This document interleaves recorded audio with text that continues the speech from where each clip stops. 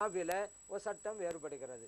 இவங்க கல்லா செய்வதா இருந்தால் தனக்கு ஏதாவது பாதிப்பு என்று நோன்பை விட்டுருந்தாக்கா இவங்க கல்லா செஞ்சுட்டா போதும். அல்லது குழந்தைக்கு ஏதாவது பாதிப்பு அப்படின்னாலும் கல்லா செஞ்சால் மட்டும் போதும். இப்போ ரெண்டுலேயும் வித்தியாசம் இல்லை ஹனபி மதபில். ஆனால் ஷாஃபி மதபாக இருந்தால் வித்தியாசம் இருக்கிறது. தனக்கு பாதிப்பு என்று நோன்பை விட்டுருந்தா அவங்க கல்லா செஞ்சால் மட்டும் போதும்.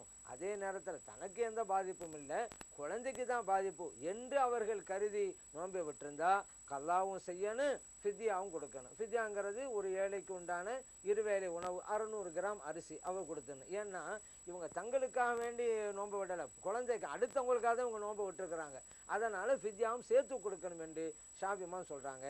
பொதுவாக எது நல்லதுன்னு கேட்டிங்க, நோன்பு அதிகமாக கிடைக்குமான்னு கேட்டிங்க. பொதுவாகவே வியாதியாக இருக்கும் பொழுதும் சரி, பயணத்திலையும் சரி, ஒரு விஷயத்தை புரிஞ்சுக்கிறனும், நோன்பு வைத்தால் சிரமம் என்றிருந்தால் நோன்பை விடுவது தான் சிறந்தது. ஏன் அல்லாஹ் குர்ஆனில் சொல்லிட்டான், யுரீதுல்லாஹு பிக்குமுல் யுஸ்ர், அல்லாஹ் உங்களிடமிருந்து எளிதைத்தான் விரும்புகிறான். வலா யுரீது பிக்குமுல் உஸ்ர், நீங்கள் சிரமப்படுவதை அல்லாஹ் விரும்பவில்லை. அதனால் கஷ்டப்பட்டு நோன்பு வைக்கணும்னு யாரும் நினைக்காதீங்க, அது அல்லாவே பிரியப்படுறதில்லை.